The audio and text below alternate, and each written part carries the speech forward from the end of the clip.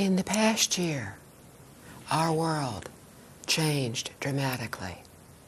It will never be the same, and we will never be the same. In the United States, on the 11th of September, several thousand people died. They died in New York, in Washington, in Pennsylvania. They died because someone wanted revenge. They died because people do not understand that the consequences of everything we do will come back to us. If we kill, we will in turn be killed. If we destroy the security of others, we ourselves will not be safe. If, out of our anger, we seek revenge, thinking that revenge will solve our problems, we are tragically mistaken. Revenge solves nothing. If we believe that an eye for an eye is reasonable and fair, then the whole world will become blind, and we will be lost. The anger which led to the desire for revenge did not begin in this lifetime. It began many, many lifetimes ago. And this cycle of anger has not ended. We will have to pay a dreadful price for destroying deliberately the lives of others. This is not a threat. It is a statement of reality, of a natural law called karma. Our every thought, word, and deed plant a seed in our most subtle consciousness. This consciousness passes from one lifetime to the next. We have lived innumerable lifetimes. We have lived as humans. We have lived as animals. We have lived as beings in the hell realms. We have even lived as heavenly beings. None of these lives were permanent. Some have been very short, others incredibly long. At the end of each lifetime, the consciousness moved from one life to the next. We die and are born again, die again, are born again. If we are good, we rise through the cycle of reincarnation. Good means we have no thoughts of self-benefit. Good also means we unconditionally help others. We do not count the cost to ourselves. We are filial to our parents and respectful to our teachers and elders. We are compassionate and do not kill any living beings. We are faithful to our husbands or wives. We are generous and do not steal. We are honest and do not lie. We do not use language that is harsh. We do not use enticing words. We do not use divisive speech. We do not gossip. To be good means to do all of these. So due to our exemplary behavior, our speech and thoughts, our lives gradually become better and better. Then, at some point, because we have been thinking selflessly and had created and accumulated goodness, our lives become very good. We are very comfortable. We have position and wealth. And we begin to think that it is our right to enjoy ourselves. We forget about being good. We stop helping others. We become selfish. We start to enjoy all the benefits that we have created and accumulated over all those lifetimes. Intelligence, happiness, prosperity. We gradually use up our store of good fortune, which we created. Just as we rose through the cycle of reincarnation, now we begin to descend. Our greed leads us to the hungry ghost realms. Our ignorance leads us to the animal realms. And our anger leads us to the hell realms. We rise and then we fall. We rise again only to fall again. We have done this over and over and over again. In each of those lifetimes, we planted many seeds. One of those seeds was anger. Unfortunately, instead of nurturing the good seeds within each of us, the seeds of compassion and generosity, of loving kindness and selflessness, we constantly nurture those seeds of anger.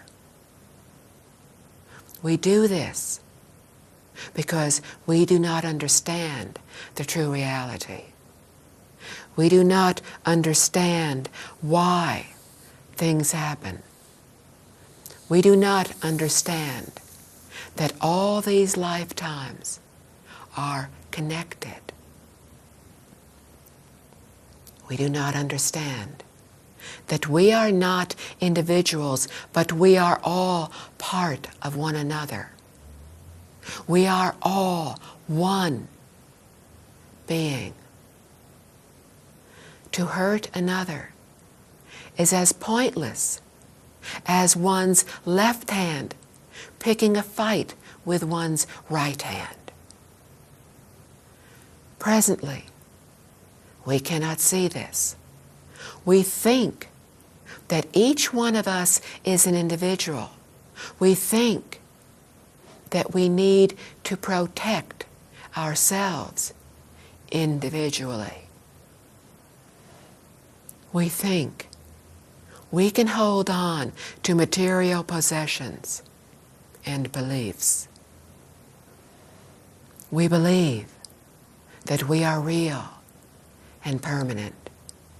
We think we are right, others are wrong.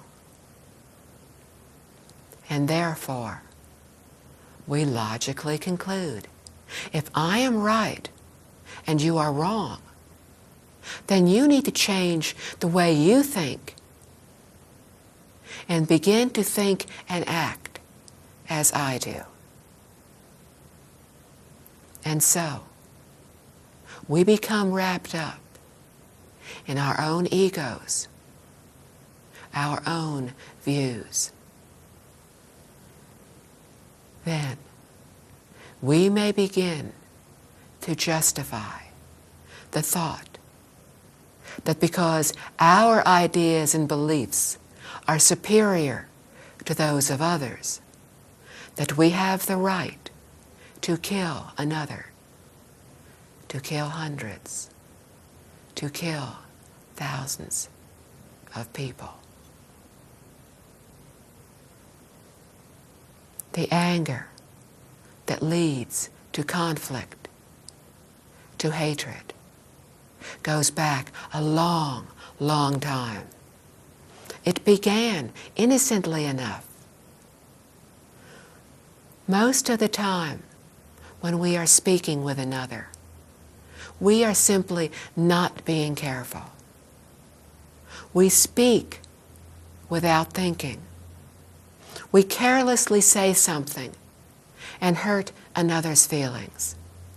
But all the while, we remain unaware of what we have done. We may not have realized it, but we have contributed to planting another seed of anger in the consciousness of another person. They may not think anything of it, at least until the next lifetime when we again meet. And that seed matures. This next time, the other person will say something to us. And this time, there will be a slight trace of animosity, just a bit of irritation. Again, this incident is registered in our consciousness. This enmity is passed back and forth over and over the ensuing lifetimes. If we do not meet for 1,000 lifetimes, it will lie dormant for 1,000 lifetimes. When the time is right and we meet again, the irritation will surface. Each time it is passed on, it grows more serious. At some point, it will turn into hatred. At some point, that hatred will explode and one of us will kill the other. At some point, killing one another will no longer satisfy the desire for revenge. Then, one of us will exact a way, devise a plan to get revenge, and will kill thousands of people. The subsequent response of the United States and our allies to bomb Afghanistan will solve nothing. We have once again nurtured the seeds of hatred and murder. And the next time, the tragedy will be even worse. Cause and effect are a continuous cycle. A cause triggers a result. That result then becomes a new cause which triggers another result. It becomes another cause with another result. On and on, over and over, ad infinitum. This chain not only affects us, but others as well.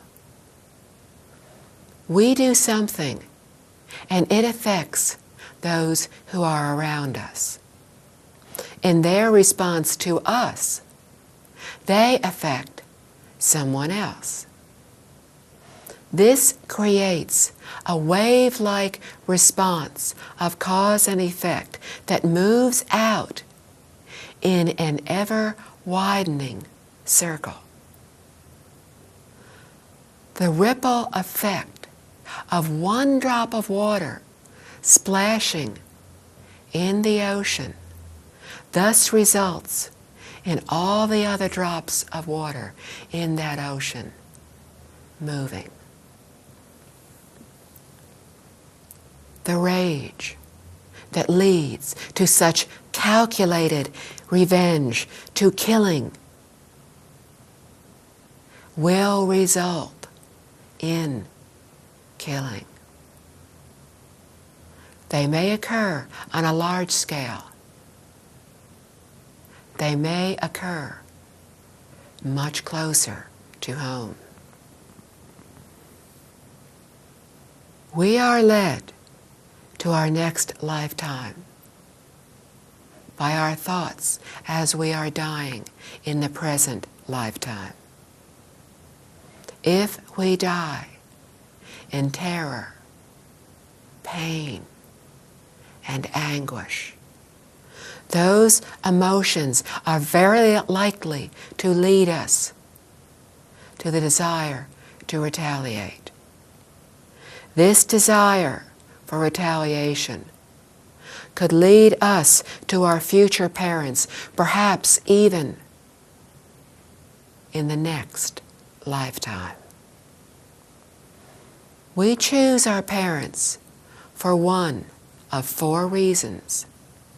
We are drawn to them as a level of consciousness is drawn to a single beam of light in the darkness.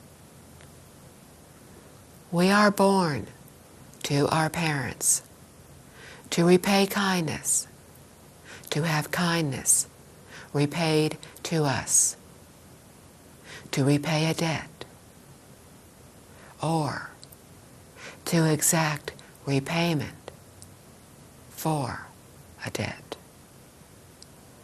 The person who dies in terror, pain, anguish, who follows those emotions to choose his or her future parents, will exact a dreadful repayment.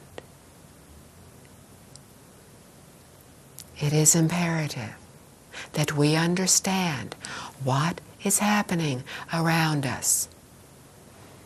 As individuals, far removed from the geopolitical decision-making process, we cannot stop today's wars in Afghanistan, in the Middle East, in other areas around the world. But we can stop the wars within ourselves. We can become aware of our thoughts and feelings. We can become alert to what we are saying and doing. We do not have to give in to negative emotions. We do so because it is easy and because we are very lazy. Thus, we fall back into countless negative habits of all those lifetimes. We may not be able to stop one country from bombing another today, but we can change the way we think, the way we react, and in this way, we can gradually bring about changes throughout our world for tomorrow. Our lives today are the direct result of what we did in the past. What we did today will create our futures.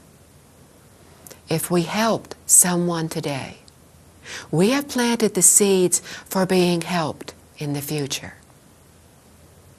If we hurt someone today, we have planted seeds for more suffering in the future. When we understand this, we can resolve to make a difference for ourselves, for all those around us. How can we do this? Our thoughts are perceived by others. We all know people who, upon entering a room, immediately cheer everyone up. Unfortunately, we also know others whose very presence seems to dampen the atmosphere. Others create tension and discomfort. We can sense their thoughts and their feelings. Actually, those thoughts and feelings go much further than just that one room. We are all one. Throughout the universe, there is only one being. A thought arising from us instantly is perceived throughout the universe. If we are happy and feel calm, others will perceive that. If we become agitated and irritated, those are the thoughts and feelings we are emitting. When our anger starts to arise, most of us are not even aware of it because we are so used to being angry. It feels normal. This person always irritates me. What is so unusual about that? This is how we react from our human nature, not from our true nature. Our true nature, which is the same as all other beings' true nature, has perfect compassion, perfect caring, perfect goodness. We have not yet uncovered this true nature. We keep burying it deeper and deeper under our greed and selfishness, under our belief that others must do as we do, under our belief that happiness comes from outside ourselves. The Buddha told us about 3 poisons: greed, anger, and ignorance. We incessantly want things. We want to be right all the time. We want to be happy all the time. We think that getting new things in our lives will make us happy. Be it a new job, a new house, a new person, a new pair of shoes. We think these will make us happy. But on the rare occasions that we do get what we want, very quickly the object loses its appeal. We start thinking that we want a better job, a bigger house, a younger person, a nicer pair of shoes. Why not? The old one is no longer making us happy.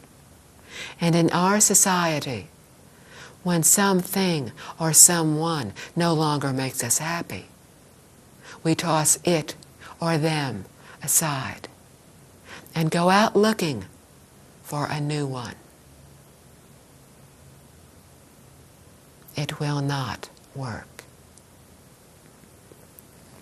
Happiness comes from within us.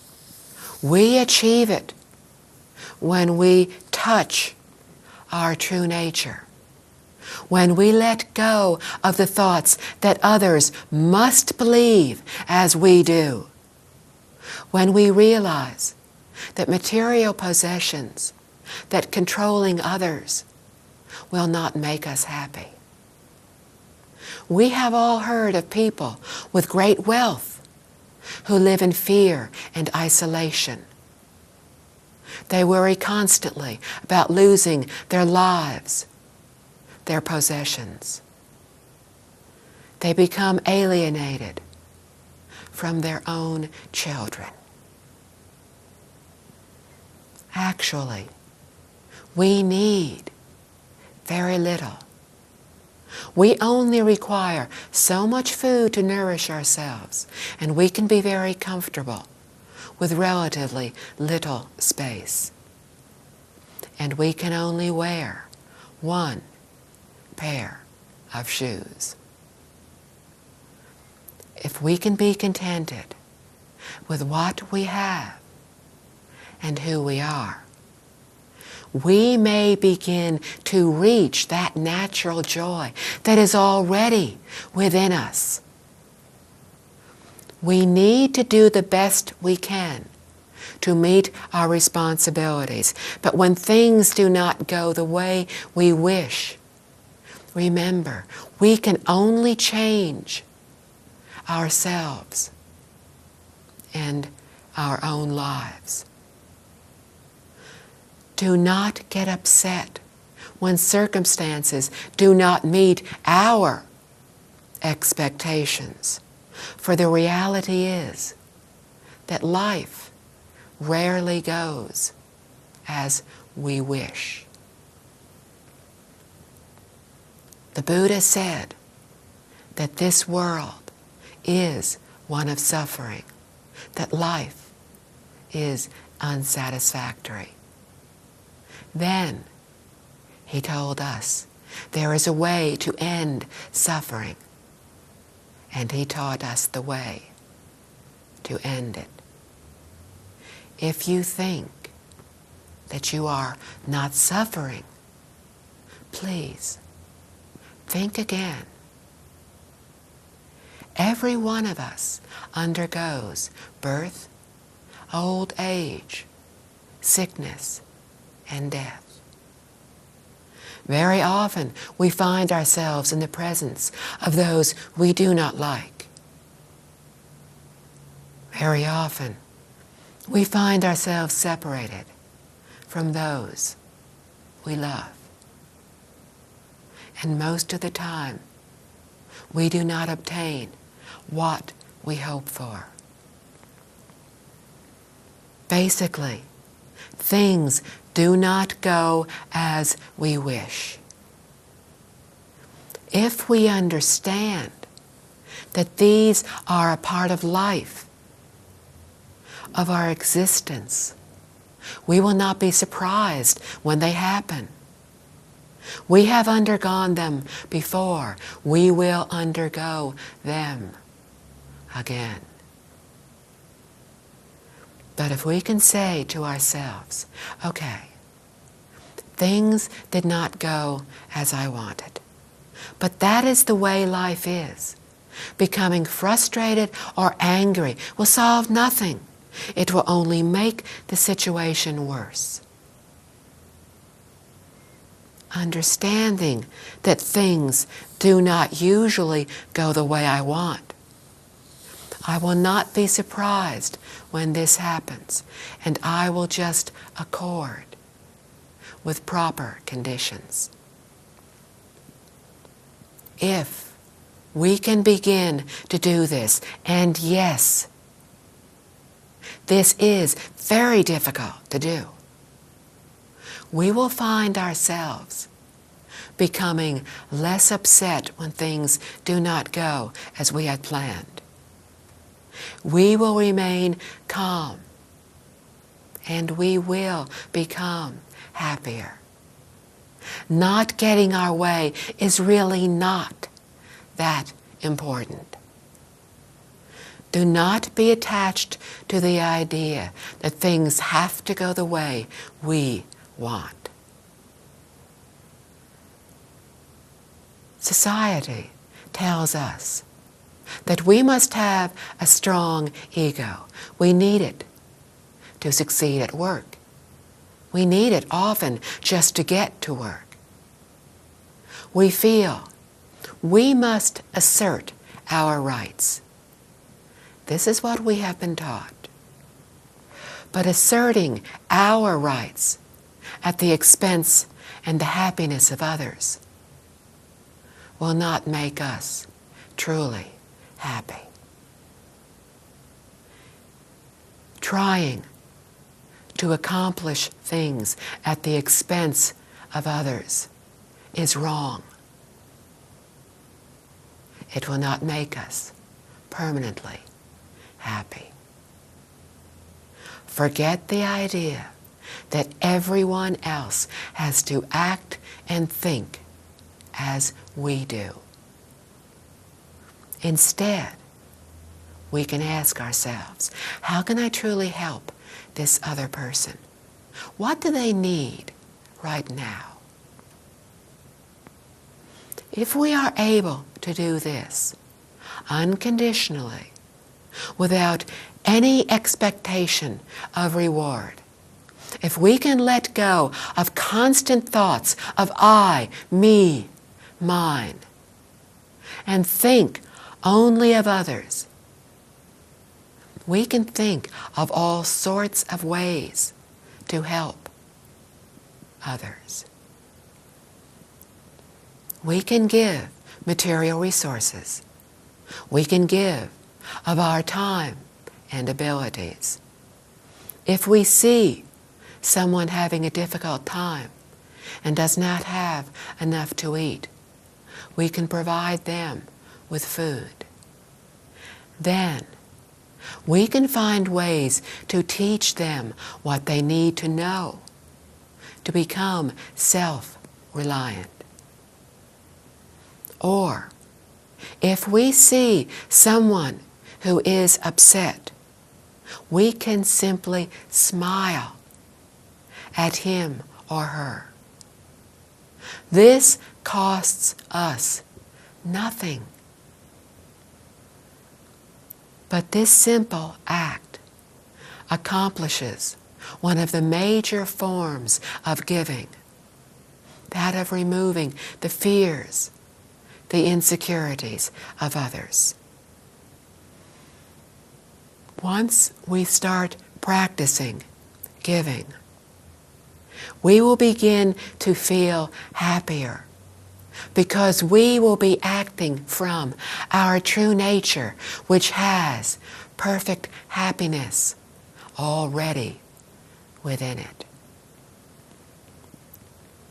Our human nature keeps prodding. Keep it. Don't give away anything. Keep whatever you have. Our true nature prompts. Help others. Do not hold anything back. Give whatever others need. When we give from our true nature, we will receive all that we could wish for. But to do this, we need to offer without any thoughts of self-benefit, without thinking of ourselves.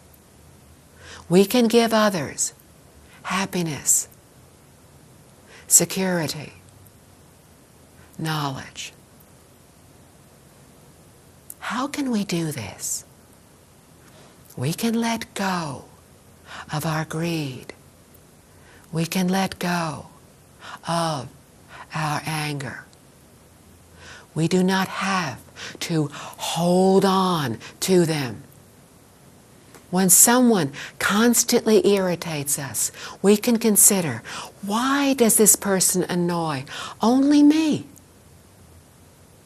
Why does everyone else in the room seem perfectly okay? None of them is reacting the way I am. Why is this person irritating only me? Why are these words bothering me alone? It should be obvious to us then that this anger did not start today. This irritation and anger has a history, for it has been passed back and forth over many lifetimes. We can decide there and then that we do not enjoy feeling this way, and that we do not want the situation to get any worse in the future. Also, in such a situation, it is not we alone who are unhappy. The other person is also feeling the tension and anger. But in all likelihood, they do not understand what is happening. For their sake and ours, we must let go of our anger. Most of the time, we hold on to it. We cherish it. We fondly go over memories of how much this person or that person has hurt us. Anger is like an addiction. Not only did we get upset the first time, but we keep going over and over it, like watching a favorite movie, constantly replanting more seeds, relentlessly nurturing those seeds of anger, allowing the poison to spread and grow.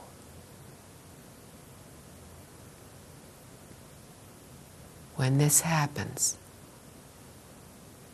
we must realize what is happening for their sake, for our sake, for the sake of all people, all beings. You must stop it now. Let go of the anger. We really do not need it. For the sake of all beings throughout the universe, let it go. It is not part of who we really are. It is a very, very damaging habit that we keep falling into. It will destroy us.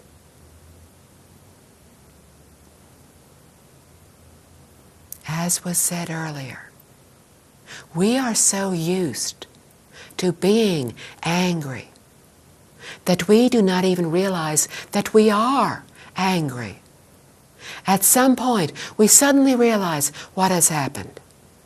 That once again, we have lost our tempers.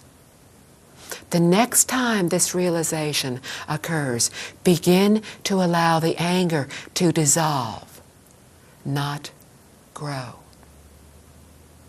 Gradually, we will catch negative emotions such as anger a little more quickly as we become a little more mindful. We will still get angry, but we will recognize it sooner. We will begin to let go of it a little earlier. This will take time, but we must do this. Hatred, killing, war.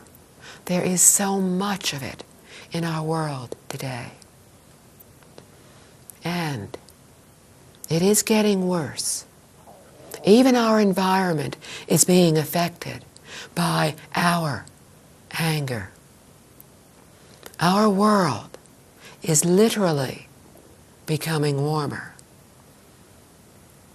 We may think this is the result of climatic changes and pollution. We are right about the cause being pollution, but we are wrong about its form. What is damaging our world is the pollution in our minds, in our hearts. We are collectively feeling so much anger that we are literally heating up our world. The Buddha told us that anger is the cause of being born into the hell realms. Being so immersed in our anger, we do not have to wait to be born there. A person who is immersed in anger is already in hell. If we do not stop and change ourselves now, we will destroy ourselves and our world. There will be no future for our children. We must realize the enormity of this. We cannot afford to sit back and say that the hatred has nothing to do with us, that the killing is happening in another part of the world.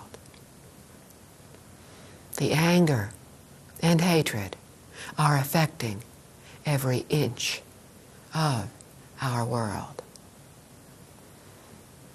Nothing is worthy of anger. Nothing is worthy of hatred. Nothing is worthy of killing. Nothing. When we came into this life, we brought nothing with us except our own karma. And when we leave this life, we will take nothing with us except our karma. Selfishness, intolerance, hatred have no place in our true nature. We can resolve that we will react differently the next time we become aware of our anger. When we see that person who upsets us so much and feel ourselves giving in to anger, we can realize our antagonist is also unhappy and is also suffering. Then we can let go of the anger and be mindful of what we are doing. We can let go of the past. Let go of unhappiness, worries, and problems. If we look back on the day and realize that we have made mistakes, we can ask what we did wrong, determine how to correct those mistakes and not do them in the future.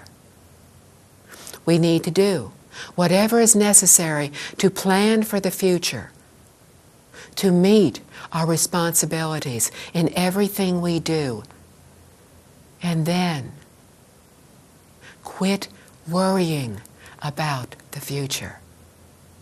Most of the things we worry about never transpire.